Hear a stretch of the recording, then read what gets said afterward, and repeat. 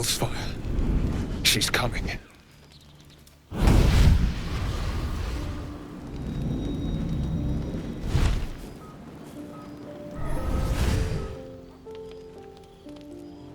Will, you've been naughty. And you know what happens when you're naughty. Gods damn it. Anyone but her.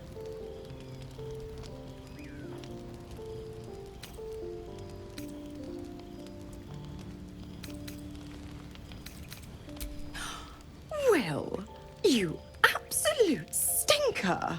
You kept me a secret? Time to let the Hellcat out of the bag. Call me Mizora. I'm Will's patron, the fount of his power. My pet's been unruly, and his leash needs a yank. We had a deal, Will. But Karlak's still breathing. I've taken more pleasant shits than you, Mizora. And at least those can be buried after. That's no kind of talk for a lady. By the way, Karlak, Zariel sends her regards. You told me! Devils only! She's a tiefling, not a monster! How precious. The little pupster's found his bark. Clause G, Section 9. Target shall be limited to the infernal, the demonic, the heartless, and the soulless. Karlak meets the criteria by virtue of having no heart.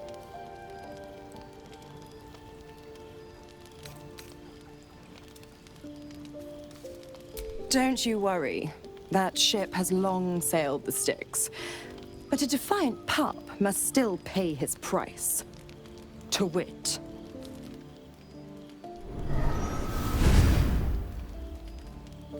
Will burns in the fires of Avernus. The lightning storms of Dis strike his flesh.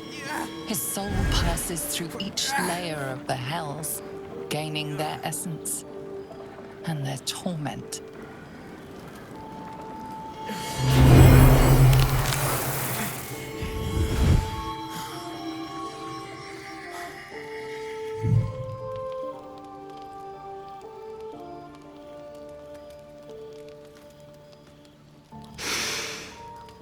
that's better. What the hells have you done? A promise broken, a price paid. You know the terms. Get used to the new form, pet. There's no going back. Some magic even I can't undo. Now, let's see how the frontiers fare without their precious blade. Karlak, keep an eye on him, would you? I'll be keeping mine on you. Oh, and Will, don't forget, our pact still stands. Ta-ta.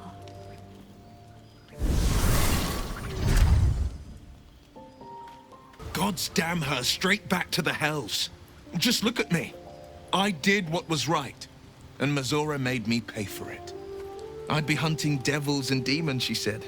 Traitors and hypocrites, heartless evils of all sorts, but not Zariel's victims. Not innocent tieflings.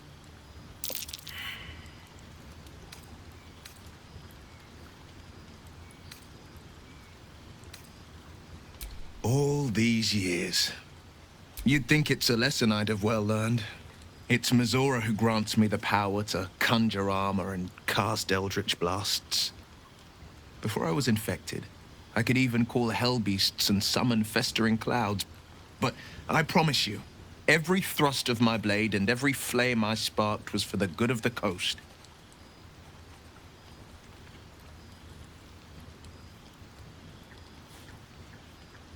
It's not unrelated. I wish I could tell you more. I can't utter the terms or circumstances of the pact. I can tell you most all else, but the pact, I'm forbidden, unless Mizora permits it. But I'll say this. The moment I pacted myself to Mizora, I have not regretted for a heartbeat. It was my proudest deed. It was worth the sacrifice. All I can give you on that is my solemn word. I'll be honest, soldier. I'm reeling. Will hardly knows me, but he chose my life over his. Been a long time since someone stuck their neck out for me like that.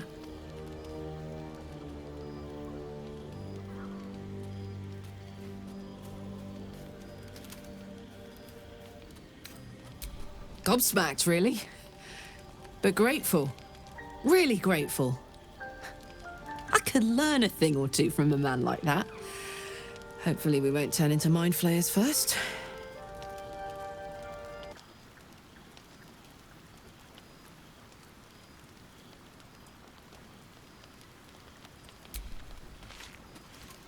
Well met. I am Raphael. Very much at your service.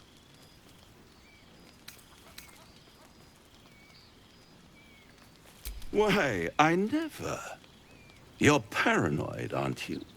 Must be the surroundings. Rather bleak and lonesome. One feels so exposed. This quaint little scene is decidedly too middle of nowhere for my tastes. Come.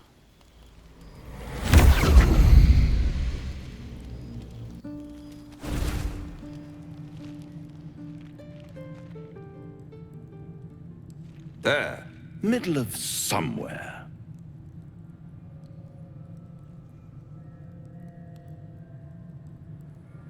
The House of Hope, where the tired come to rest and the famished come to feed lavishly. Go on, partake, enjoy your supper. After all, it might just be your last.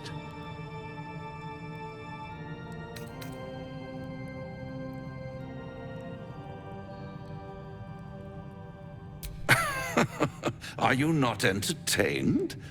Well, far be it from me to disappoint.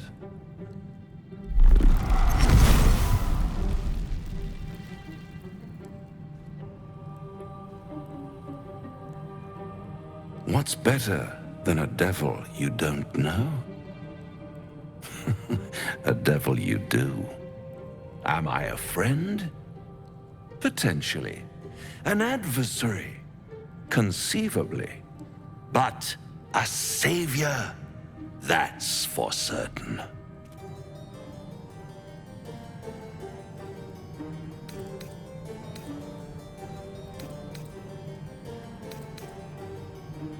Come now, why play hard to get when you're in deep over your tadpoled head? One skull, two tenants, and no solution in sight. I could fix it all, like that.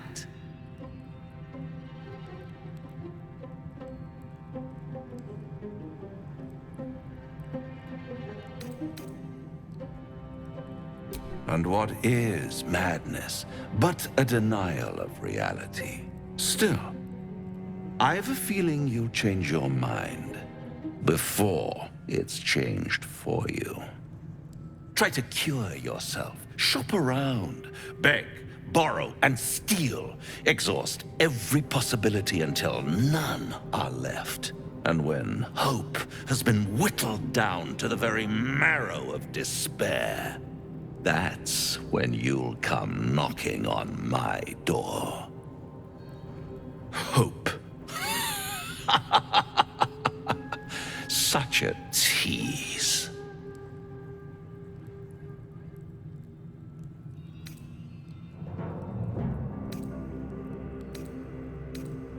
By all means, bite the hand that feeds you, while you still have teeth. All those pretty little symptoms, sundering skin, dissolving guts, they haven't manifested yet, have they? One might say you're a paragon of luck. I'll be there when it runs out. Bloody hells. Literally. Just when I think I've got a grasp on our dilemma, a devil shows up. No matter. We've dealt with every other oddity thrown at us lately. We can handle this one too. Now, as for this Raphael, he knows our secret. He claims he can help. What do you make of him?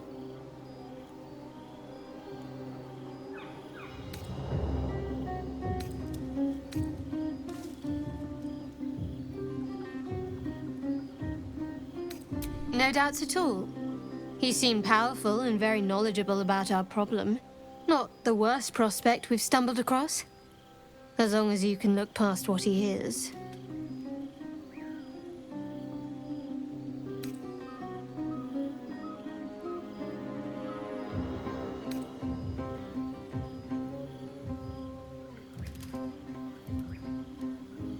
Good. That's what I wanted to hear. He's clever. My order uses the same tactic when dealing with enemies of Shah. You don't need a scourge or a rack to break people. Fear and self-doubt is sufficient. When actual pain comes, the victim's already done the heavy lifting for their torturer. There were no right answers with that devil. He was toying with his food. Us.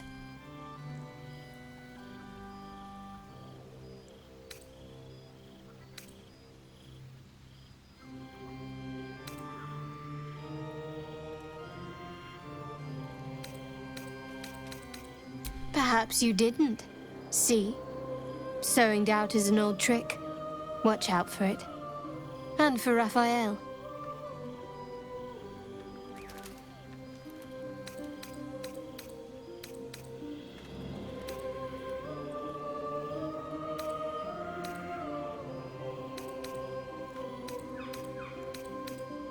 Very serious of you. But go ahead. Even if I could remember, I'm not sure I'd tell you. I don't want your ego to get overinflated. I know. I felt it. Yes. No. I don't know. The artifact seems to have powers, and a will of its own. It protects us. I don't know how or why, but I'm glad. I felt it go from me to you. You need its help, just as it needs us. Still just a box, after all.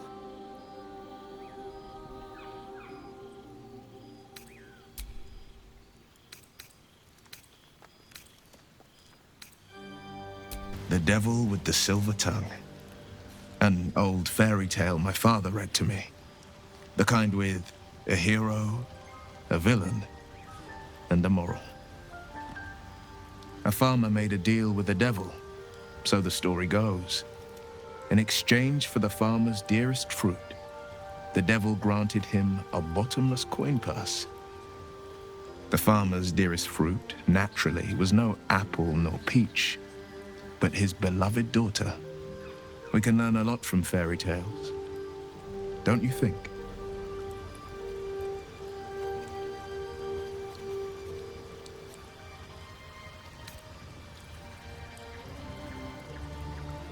Who better to warn you of the danger ahead? He'll require of you only what you're least ready to part with, and then require more still.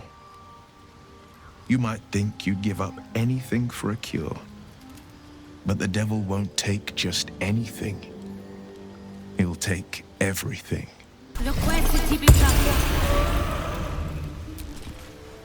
Hope you're keeping well, friend.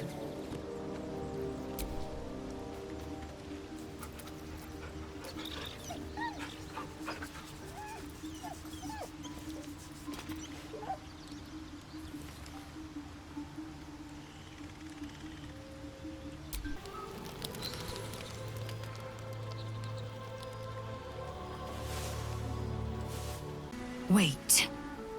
These markings. Tirsu script scratched in the ground. A creche must be nested in the temple below. We must go there at once.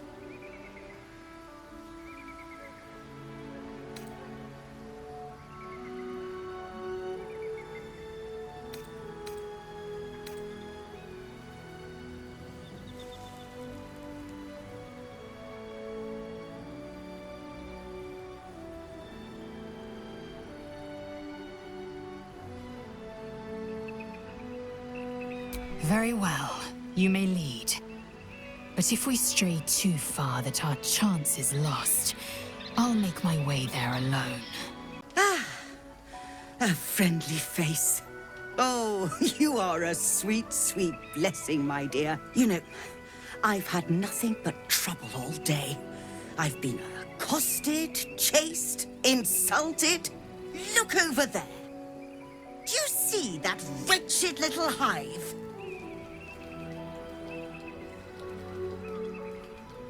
Oh, it certainly looks that way. But inside, it is swarming with brutish, stupid, rude Githyanki. Brutish and rude by your wretched standards, but stupid. Chocky. Your charming companion would call it a creche. But it was built on what remained after the Githyanki slaughtered all of the monks. I'd call it a murderous training camp. Acutely observed on both counts. Honestly, I was doing them a favor offering to buy one of their eggs. And how am I repaid? Attacked and run off like some transient.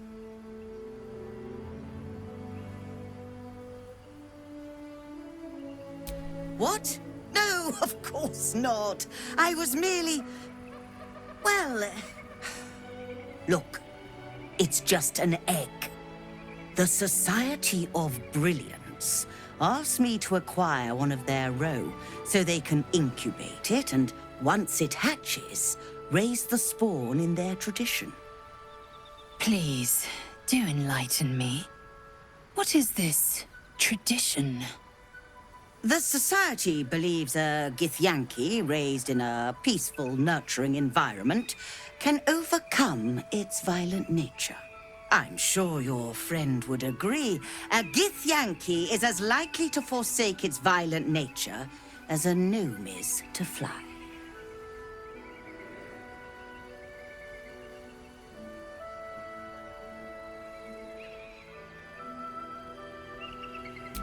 You've been sipping from the same goblet as the Society. Perhaps you'd be willing to help then, to prove your point. They may have chased me away, but surely the Gith would welcome a person with such sympathetic views to their creche.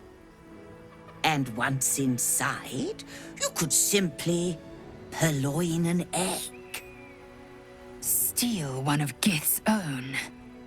I will slit your throat for even suggesting it. I'm not talking to you. You'll be well compensated, of course. Just bring me an egg.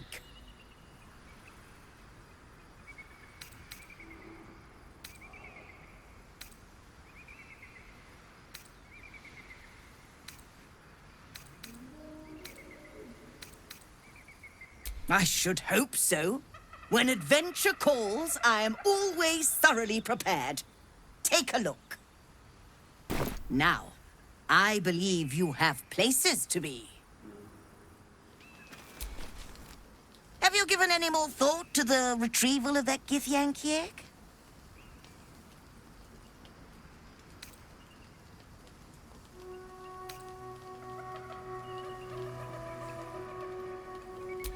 Excuse me, were you not listening? I am on a mission, and I will not be stopped by the likes of you or your wretched Gith.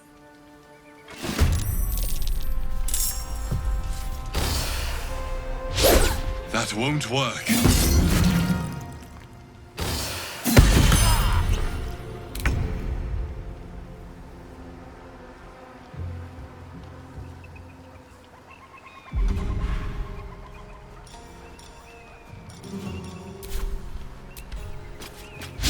Again!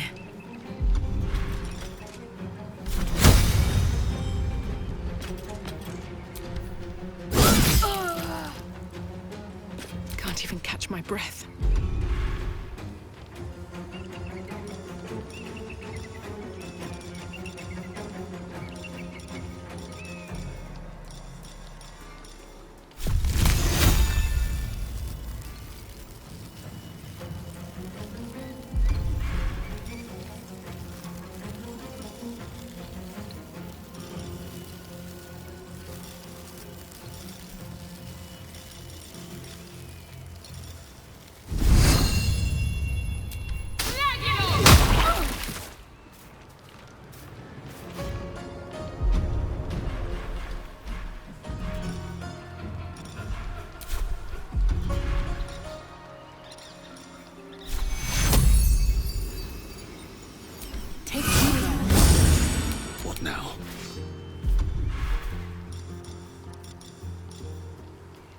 This'll be me.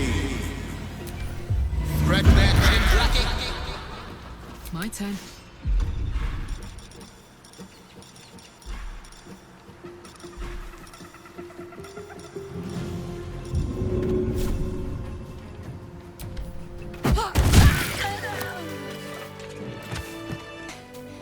I wonder when it was used last.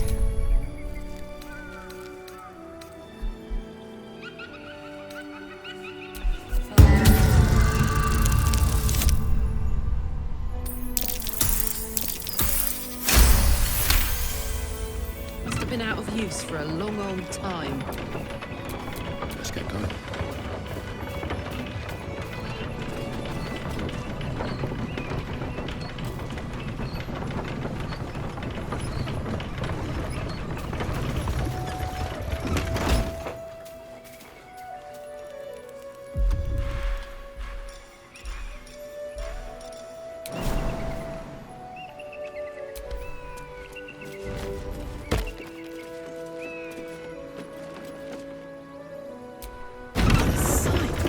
We should stop for a nice little lunch. Take it all in. Is the world nearing at your grey matter? We must find a creche and be purified. True. Fine. First, purify the tadpole,